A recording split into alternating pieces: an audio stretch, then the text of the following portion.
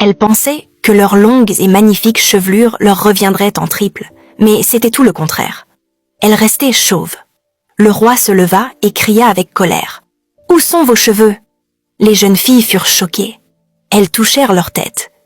Il n'y avait plus rien. Pas un seul brin. Elles éclatèrent en sanglots, certaines gémissant, d'autres criant de désespoir. Elles savaient qu'elles ne pourraient plus épouser le prince. Zeynab était dévastée. Elle avait perdu sa plus belle et longue chevelure à cause de Nasha. Tout cela à cause de la jalousie. Les jeunes filles regrettaient leurs actes. Le roi était furieux et ne comprenait pas. Elles avaient couvert le village de Naba de honte et de disgrâce. Elles avaient ruiné la tradition du royaume.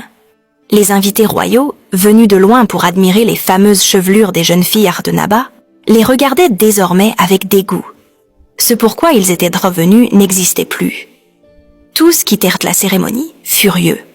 Le roi, rouge de colère, demanda à nouveau. Que s'est-il passé? Lui qui avait toujours été si fier des chevelures longues et magnifiques des jeunes filles, surtout celles de Zeynab, il n'en revenait pas. Que s'est-il passé ici? Cria-t-il. Il fit appeler Zeynab, celle qui avait autrefois les cheveux les plus longs du village, et lui demanda des explications. « Majesté, nous sommes désolés.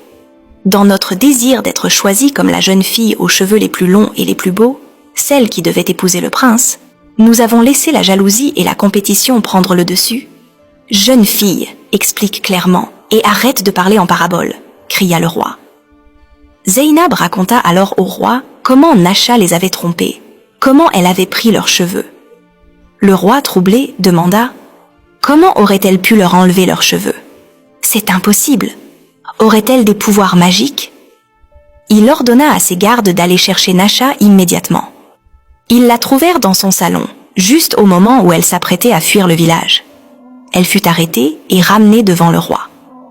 Tout le village s'était réuni. Les jeunes filles chauves étaient là, les visages couverts de honte. La reine interrogea Nasha, mais elle garda le silence. Aucun mot, aucun remords. Cela rendit le roi encore plus furieux. L'un des gardes marcha accidentellement sur le tissu de tête de Nasha. Elle trébucha et son foulard tomba au sol avec elle. Toute l'assemblée découvrit alors que Nasha était elle aussi chauve. « Ah !» crièrent les jeunes filles, toutes en même temps. Toute la foule se mit à murmurer. Les gens se blâmaient les uns les autres d'avoir fait confiance à Nasha. Le prêtre du village s'avança et ordonna à Nasha d'avouer ce qu'elle avait fait. Elle refusa, les yeux remplis de rage. Le prêtre prit alors une poudre locale et la souffla sur son visage. À peine le nuage de poudre l'avait-elle touchée que Nasha se mit à vomir. Des cheveux, des mèches de toutes sortes, différentes textures, différentes couleurs. Les jeunes filles restèrent figées. Elle avait mangé leurs cheveux. Elle avait volé leur beauté. Nasha hurla. « Ce n'est pas ma faute! C'est vous qui m'avez rendue comme ça! C'est vous qui avez fait de moi un monstre! Je n'étais pas comme ça avant! » Et c'est là que la vérité éclata. Il y a des années, dans le village de Naba, un bébé était né, chauve. Pas un seul cheveu sur sa tête. Ce qui était étrange, car tous les enfants nés à Naba venaient au monde avec des cheveux longs et soyeux. C'était un don des ancêtres. Mais ce bébé-là, rien. Un an passa, toujours rien. Le roi, inquiet pour la pureté du sang de son peuple, ordonna qu'on abandonne le bébé dans la jungle. Ce bébé, c'était Nasha. Elle raconta que les esprits de la forêt l'avaient recueillie, qu'ils lui avaient donné des pouvoirs, et qu'elle était revenue pour se venger du village. Certains villageois murmurèrent « Ce qu'ils lui ont fait était injuste, mais elle n'aurait jamais dû se venger ainsi. » Nasha les regarda une dernière fois, et disparut dans un rire démoniaque.